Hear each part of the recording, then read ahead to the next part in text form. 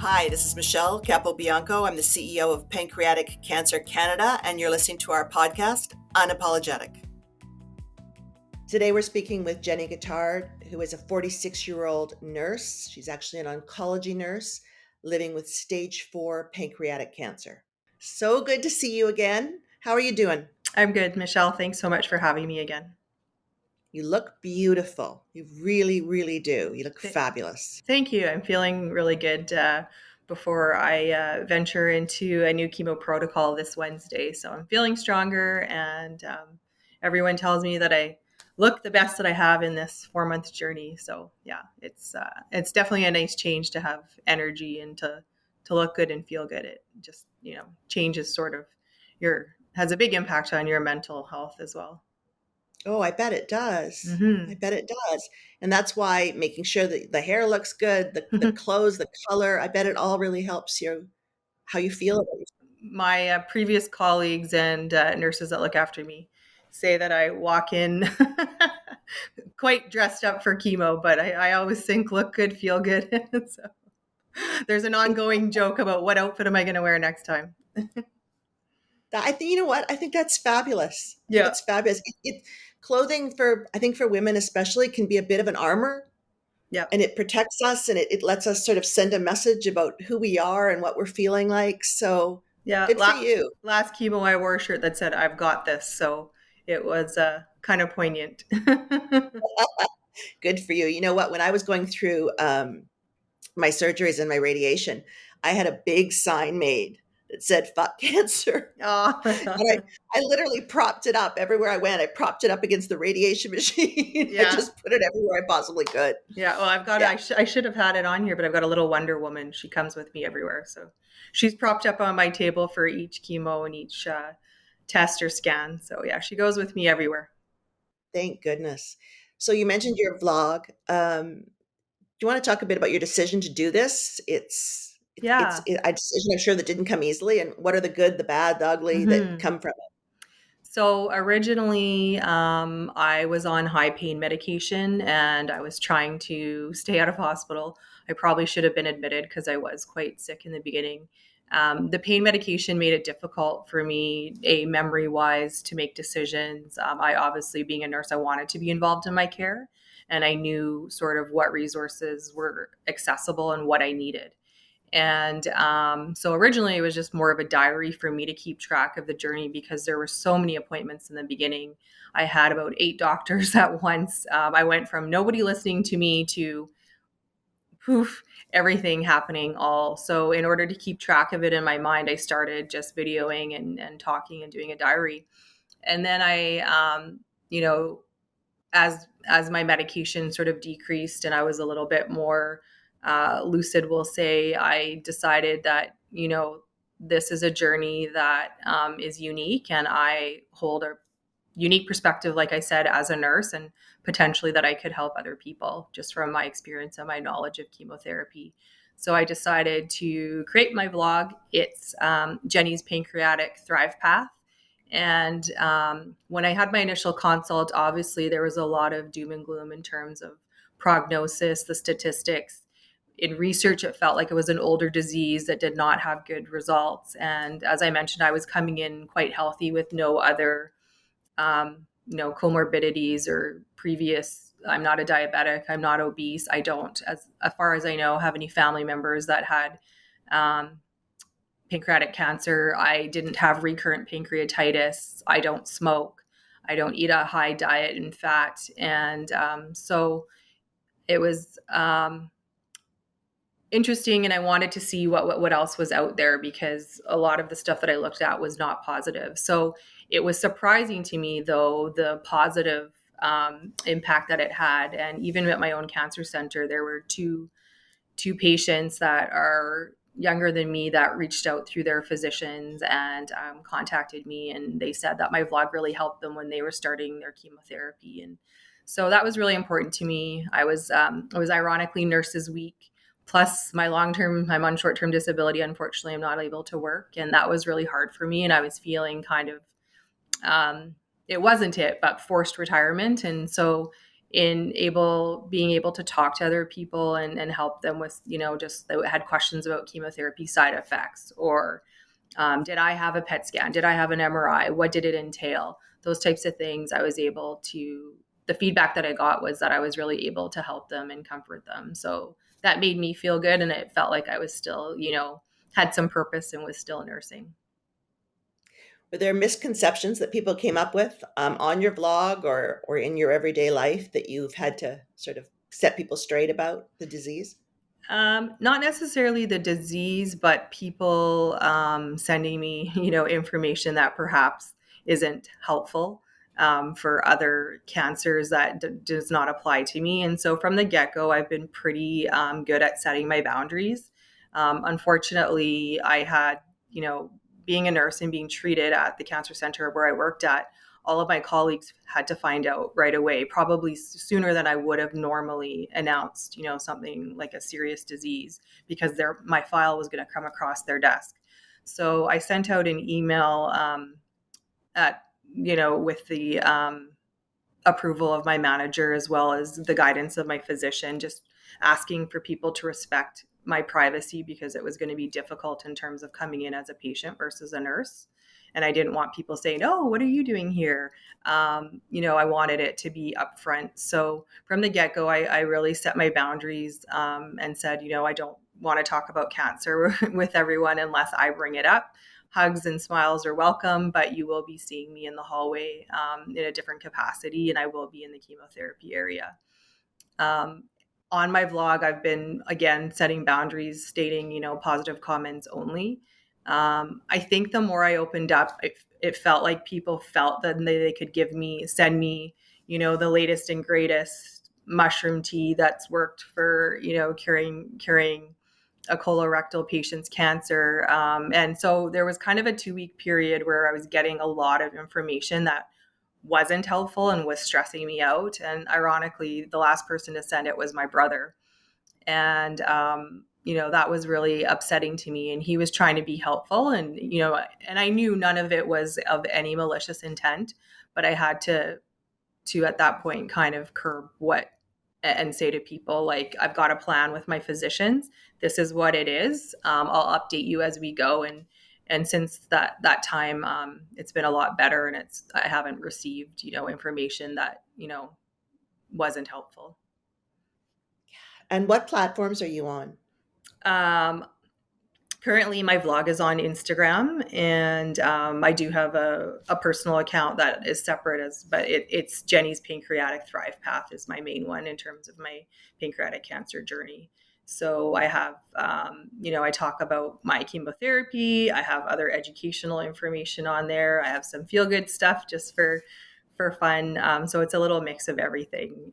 In the beginning, I'll admit some of it's a bit doom and gloom, but as I've kind of got into the groove and stuff, you'll see that the videos are a lot lighter and more hopeful. So initial diagnosis and prognosis, I did not fit in that category, and I at that point decided that I was going to beat the statistics. I wasn't going to fit into that. I was told 11 months survival with chemotherapy. The other thing is that 80% of people are diagnosed at stage 4, so they're already not a candidate for curable treatments. And 50% of people actually, unfortunately, will die in the first 3 months of treatment. So I already feel that, I've surpassed those statistics, and just with, it's not always in a positive mood, but I do my best to just keep going and to continue to live my life, spend time with my family. Travel is really important to me. All those things, I think just your overall mindset really has a big impact on your outcome in terms of treatments. One of the things that you would be in a unique position to speak about that we hear a lot. I hear patients when I talk to them about getting a second opinion, or when they've had a really negative experience with their oncologist, with the manner that he or she speaks to them or what they've actually said. And I cannot tell you the number of times that patients say to me, I don't want to upset him or her. I don't want to offend them. Mm-hmm. So I don't want to get a second opinion. Right. And it just it just infuriates me because they shouldn't have that power over you, and this is your body. So, Right. as a healthcare professional, what's your reaction to that? So I think you just need to be upfront. It's probably more uncomfortable if you're doing it on the sly behind their back, and I think it's something that they anticipate and is quite common. So I don't think that, you're going to be hurting anyone's feelings. I can appreciate that patients are worried that they're going to get less effective care, or the oncologist is going to be grumpy with them if they say, but I think it's better just to be upfront, to be honest. What do you want people to know about pancreatic cancer? What do you want people to know about you? If you were queen for a day, what would you want people to know?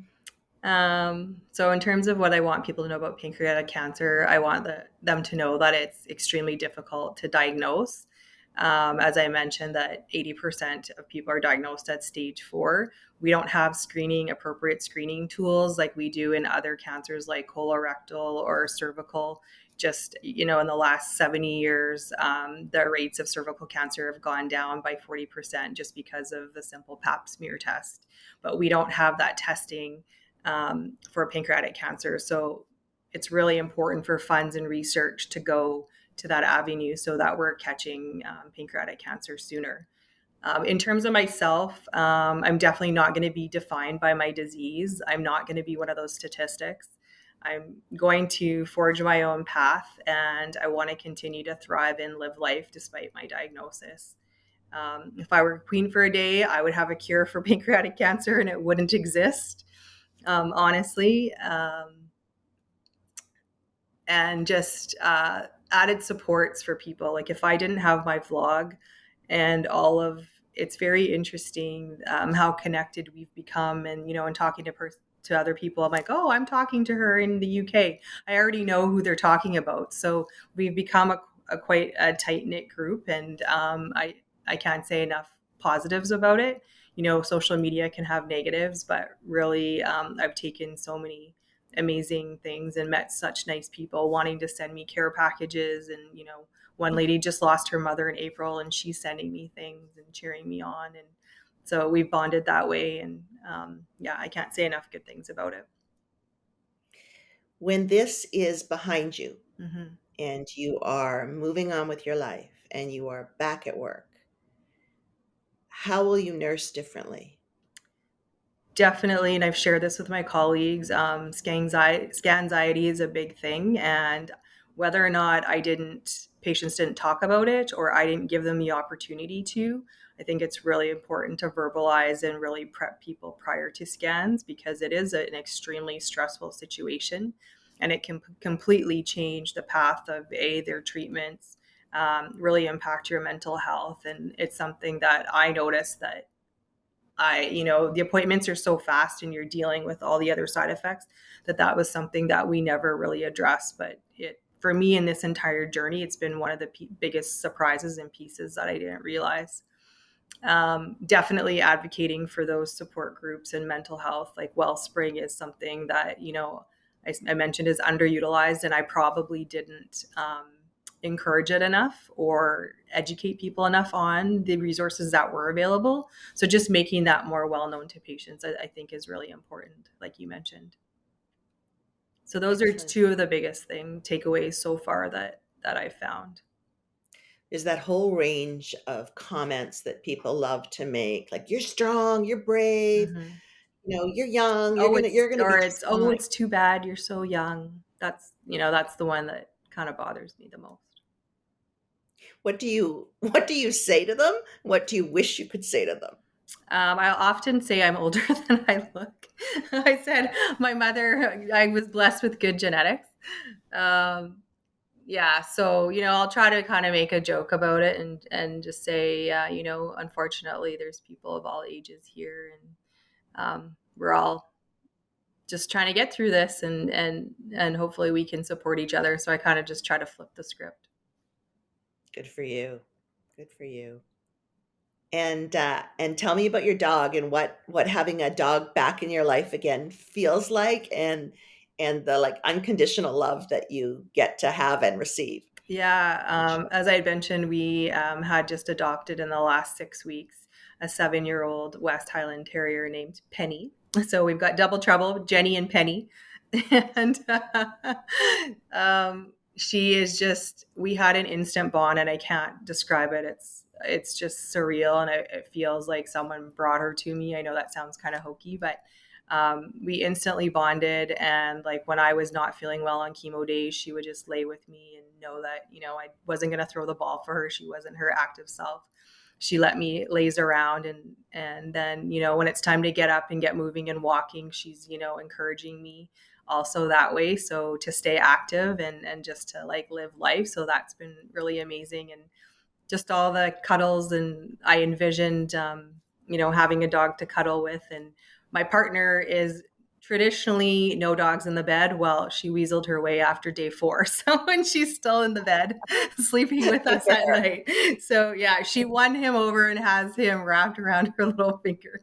So it's quite funny to see that transition. And tonight she was just whining when he left the house, so obviously he's made a big impression on her. I might be losing my rank as number 1 here. I'm gonna have to give her some more treats or something. I don't That's so know. funny. To regain that status. What But are I know it's you just, yeah, been so comforting to my heart. what are you looking forward to? I'm looking forward to, I think, just my whole cancer diagnosis has really opened my eyes to, finding joy, little bits throughout the day, whether or not that's like having your favorite cup of coffee sitting out on the patio, or I had a big life event where my brother and sister-in-law had twins, and I was able to be there for their birth. And so it was a joyous experience. That was just 2 weeks ago. So really, really finding those experiences and taking them in and absorbing them, whereas previously, I may not have appreciated. So spending time with my family is super important. I have a lot of travel plans, and I said, I don't even know when I'm going to have time for chemo because I've got all these travel plans. So I've had to adjust my schedule now, but lots of events that just, keep me fueled and keep me going and give me, I think you need small sort of incremental goals when you're going through chemo, because nothing is necessarily set in stone, and you really have to be, the word I used was nimble, and be able to pivot, which I think are words that we learned in COVID, unfortunately, throughout that, just being able to accept change. But yeah, I still am making those little plans are really important to me, and goals that I've set. And so I think just finding those moments in the day was just that really that you appreciate has been a big eye opener throughout my experience. I just want to thank you so much for being so open and sharing with us. I hope you are willing to continue on this journey with us, because we are going to be on it with you. Mm-hmm. I am really looking forward to the day I receive a postcard from you and you are cancer free and you are living your best life and traveling to all the wonderful places that you want to go to. And Yeah. I'm looking Yeah. forward to celebrating that moment with you. Thank you, Michelle. I really appreciate it. And obviously, really appreciate the mutual relationship, and look forward to chatting with you more about ongoing venues that I can do to help in terms of educate people, support people. Thank you for listening. To learn more about us, visit www.pancreaticcancercanada.ca and stay tuned for the next episode of Unapologetic.